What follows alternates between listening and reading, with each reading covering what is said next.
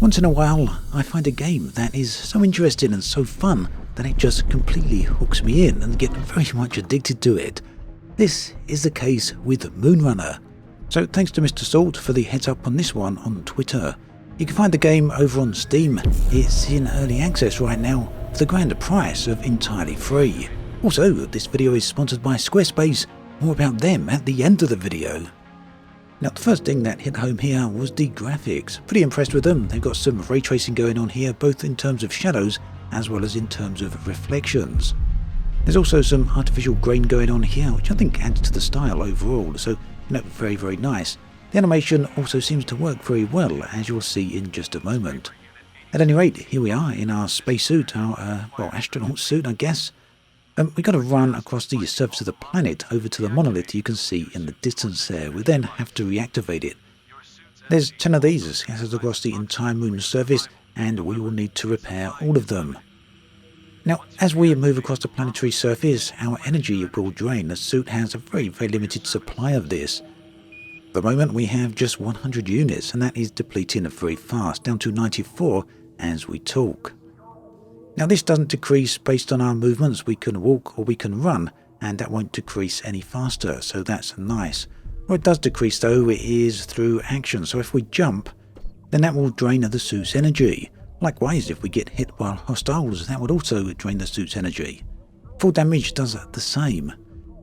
Now, we've got to find a way up to the top of the hill here. Fortunately, we've got some ladders. And you can probably see, if you've played Death Stranding, that this game is, inspired by that by quite a lot. Death Stranding, of course, does include ladders that you can take around with you, and they're attached to your suit in much the same way as they do in this game. So, nearly up there, just having a bit of a look at the surrounding area. Looks pretty nice. Love the look of the floor. You can see a few frame rate issues here, but again, keep in mind this is in early access, and we'll be leaving that eventually. 3 to 4 months, I do believe it's in early access, and most of these problems should hopefully be fixed by then. So, we've activated this monolith now. It's descended down into the ground, and this will replenish our oxygen or our energy. So, every time we run back to this monolith, this short stubby monolith, we will be able to replenish our energy. So, basically, they act as a safe spot. Also, trading hubs, we'll see more of that in just a moment. We can actually pick up further resources from there. Look at the surface of the moon here. Lovely looking textures. Now, holding down Q, we'll use a scan. This will detect for us local boxes, local modules, resources that we can pick up. There we go, you can see that attaches to our suit. Again, just as they do in Death Stranding. So these boxes are scattered across the surface of the moon. You can pick them up. Basic modules are not for much use. They're simply for selling. You get a few hundred credits for these. You also find sometimes some valuable modules as well, which you can also sell for quite a lot more money. So I didn't pick up any ladders here. I don't think I should have probably purchased one back at the monolith, but I wanted to save that for a little bit further into the video. Locating additional monoliths can be somewhat tricky further into the game. The first few are very close together, so you can sort of see them on the horizon as you move from one to the other. Eventually though, once you're on the 3rd or 4th activated monolith, they start becoming far more tricky to locate. That said, there is a technique to finding them, which we'll talk about slightly further into the video. Just got to find a way up to the top here. And now my oxygen is depleting. We're down to 46 units, 45 units, depleting very, very fast. But fortunately, we've located another monolith instead, so perhaps we go to that one. So one thing you will notice is there's quite a few rises and quite a few falls that you have to try and figure out how to get around. There's no easy way around this location, unfortunately, so I don't really want to have to jump. Oh look, we found a ladder, but I don't think I'm going to have enough time to make it up there. Now, one thing I have found with ladders is they seem to at least only work in one direction. So if you're standing on an elevated surface and you want to get down to the ground, then the ladders won't work in that way. Instead, you can go from the ground up to a high surface, so basically used for climbing rather than descending. Although that said, once the ladder is in place, you can use it in either direction. You can climb either up or down. Unfortunately though, as you can see, I ran out of energy there and we're now dead.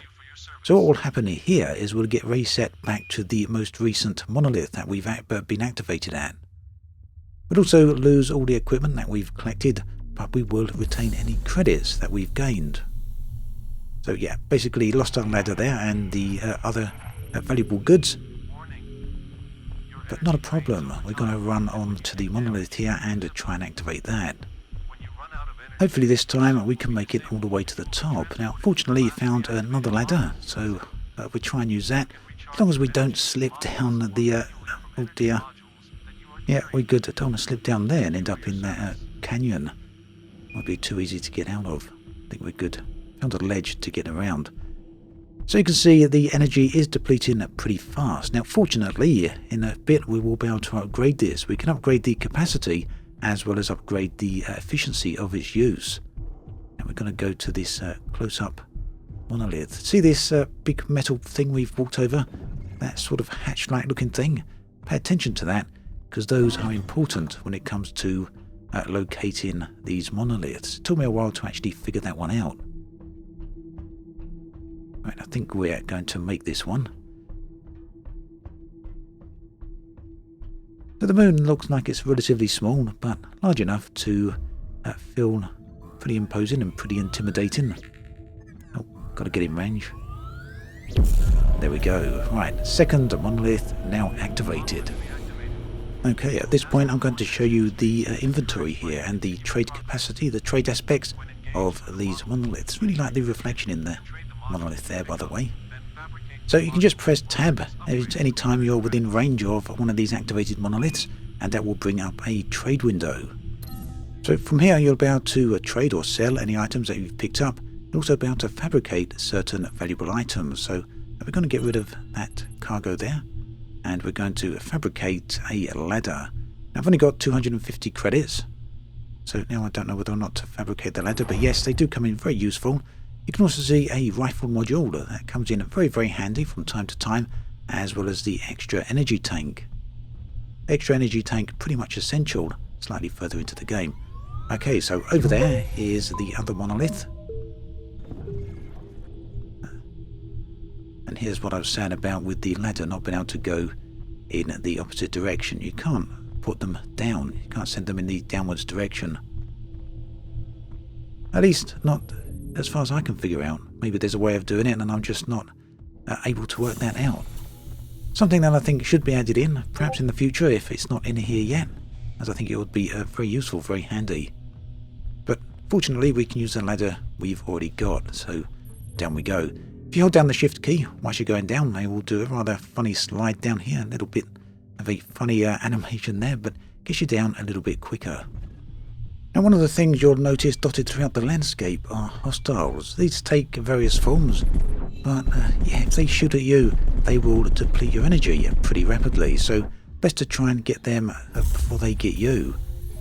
Fortunately, I'm right near Monolith here, so that really gives me a bit of an advantage. You can also see I've got a shield that I can use. Just hold down X and that will protect you, but you can't shoot and use the shield at the same time. Got him. Now, the gunplay here, the shooting mechanics are pretty neat. I think they work pretty well.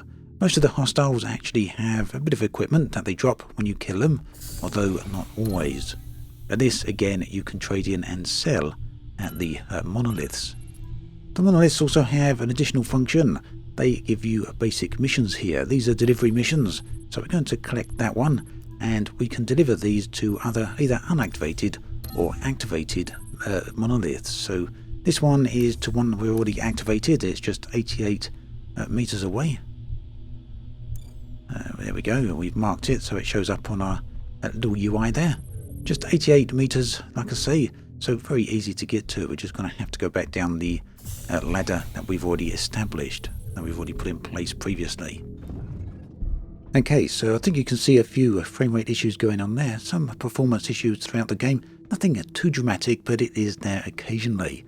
I'm not entirely sure at this point if that's just down to the resolution I'm using, or if it's down to the fact I've got all the ultra settings on along with ray tracing as well. The developers have said they are aware of this, so it's something they want to fix over the coming months. But can't complain too much really right now, as it is free. And from what I understand in at least, and I may be wrong on this, but from what I understand in on the Steam page, it seems as though the game is going to be free as well once it fully releases. Right, there we go. We're just going to deliver that. We've made ourselves a bunch of credits, and we can now do a bit of upgrading. So we're going to upgrade the energy capacity of our suit. That will give us a little bit more energy, and we'll keep doing that, and also upgrading the energy efficiency as well. So basically allowing us to have more time out. So it's actually well worth doing a bunch of these delivery missions. They will give you quite a few nice credits as you go. You can use all of these to upgrade your stats. Makes things much easier. Now, the game can be a bit tricky if you're just relying on 100 units of energy, and if you haven't got any of the resources. You need to make sure you've got a rifle. Best to take an energy pack with you if you can, and just upgrade a few of those suit stats, like I said. So yeah, delivering a few more things here. Look at that lovely planet over there in the distance. Looks pretty neat, right? Lovely looking graphics. Okay, so early on I mentioned there's a technique for finding the monoliths. They can be a bit tricky. The way to do it is press the M key, you bring up the map, the little hologram we've got here. You're looking for these grey tube-like cylinders that are on the map. Now initially I thought perhaps they're the monoliths, but no, they're not. These are the hatchways that I mentioned earlier in the video. Now all of the monoliths seem to be located fairly nearby one of these hatches. Not immediately next door to them, as you can see here, but within a certain range. So if you head towards one of these hatches, you're fairly likely to find a monolith, a new undiscovered monolith. And we can see there's one right over to the right there, so that's the next one that we're going to go towards. At any rate, that's pretty much everything that I want to show off in this video. Overall then, the game is a lot of fun. Quite a surprise actually, finding a free game of this sort of quality. Highly recommend you do have a look. It is pretty short. Once you've activated the 10 monoliths, I think that's pretty much it, but not quite. There's a few more things that do happen once you've activated them, but I don't want to spoil that. I'm not going to show that in this particular video, but do try and activate them if you can, because there's another little stage to the game that keeps things pretty neat and pretty interesting. Talking of keeping things interesting, that can often be a problem when it comes to websites. Fortunately, Squarespace are on hand to offer some help. From blogging platforms with threaded conversations, likes and replies, to third-party extensions that allow for the management of inventory, product promotions and bookkeeping, Squarespace is a complete solution for your online needs. That even includes the ability to create gated members-only content. Go to squarespace.com for a free trial, and when you're ready to launch, go to squarespace.com/obsidianant to save 10% off your first purchase of a website or domain.